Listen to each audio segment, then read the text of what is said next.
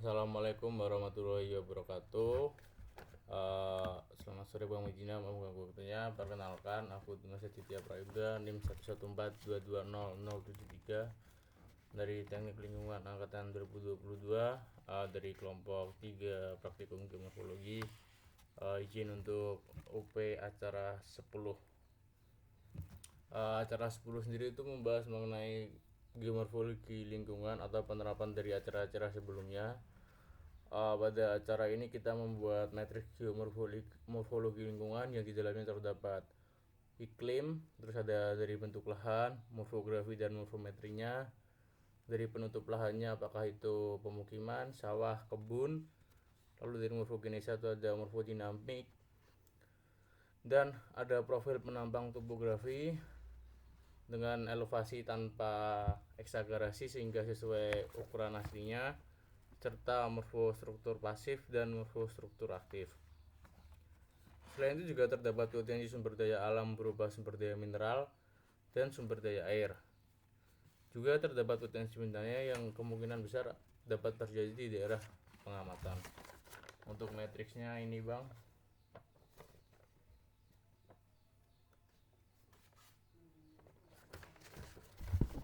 Penjelasan untuk matriksnya, iklim yang berada di daerah Kecamatan Banaran, Kabupaten Kebumen, Provinsi Jawa Tengah merupakan iklim basah dengan curah hujan 5480,104 mm per tahun. Bentuk lahan yang ada adalah bentuk lahan struktural berupa cekungan sinklin, punggungan sinklin, dan cekungan antiklin, serta bentuk lahan asal proses fluvial berupa dataran banjir. Dari profil penambang topografi terlihat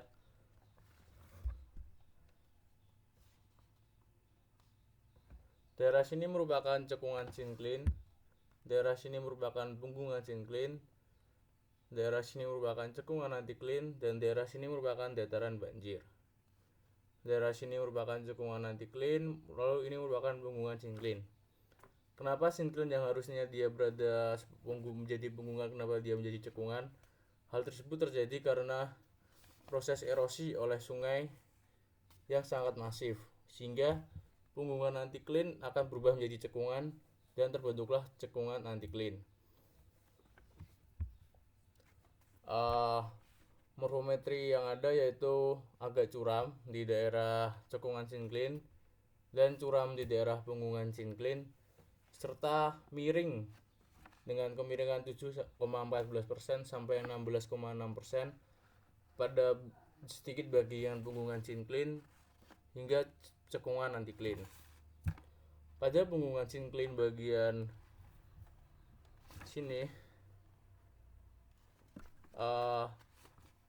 memiliki lereng yang curam dengan kemiringan 40-66% dan agak curam di puncaknya dengan 16,6% hingga 18,5%, lalu miring pada bagian pojok dengan 7,4% sampai 16%. Batu pasir yang terdapat adalah batu breksi todokan, batu pasir kasar waranda, intrusi diabas, breksi totogan, dan batu lempung karang sambung. Sumber daya mineral yang ada yaitu breksi totogan dapat digunakan sebagai bahan konstruksi bendungan. Batu pasir kasar waranda yang mengandung silika dapat sebagai disorber dan bahan baku kaca. Intrusi diabas yang mengandung hornblende dapat digunakan untuk industri poles. Dan breksi totogan yang mengandung kaolin dapat digunakan untuk konstruksi bendungan. Selain itu, mineral kaolin yang terdapat pada batu lempung karang sambung dapat digunakan sebagai bahan konstruksi bangunan dan capstock untuk reservoir gas serta minyak bumi. Untuk sumber daya airnya, semuanya dari semua litologi batuan yang ada merupakan air permukaan sehingga termasuk dalam aquifer baik. Untuk potensi bencana, di daerah sini merupakan banjir, lalu ada gerakan massa batuan, banjir, gerakan massa batuan, dan banjir. Selanjutnya ada penjelasan mengenai litostratigrafi karang sambung. Di litostratigrafi karang sambung Formasi yang paling bawah menyusun daerah karang sambung merupakan formasi karang sambung yang terdiri dari batu lempung berstruktur sisik, bongkah batu gamping, konglomerat, batu pasir, dan basal. Lalu di atasnya juga ada formasi totogan yang mengisi daerah sini, yang mengandung breksi dengan komponen batu lempung, batu pasir, batu gamping, dan basal. Setelah itu di atasnya terdapat formasi batu randa yang berwarna coklat, yang penyusun batuannya tersusun atas batu pasir kasar, breksi andesit, basal, batu pasir, dan tuff. Lalu itu juga karena ada erosi dan lain sebagainya, di sini terdapat formasi penosongan sehingga yang tersusun atas batu pasir gampingan, batu lempung, tuff, napal, dan kalkarenit. Selanjutnya endapan yang paling mudah merupakan endapan aluvium yang tersusun atas lempung, lanau, pasir, kerikil, dan kerakal. Selanjutnya merupakan penjelasan mengenai peta bentuk lahan. Dari peta bentuk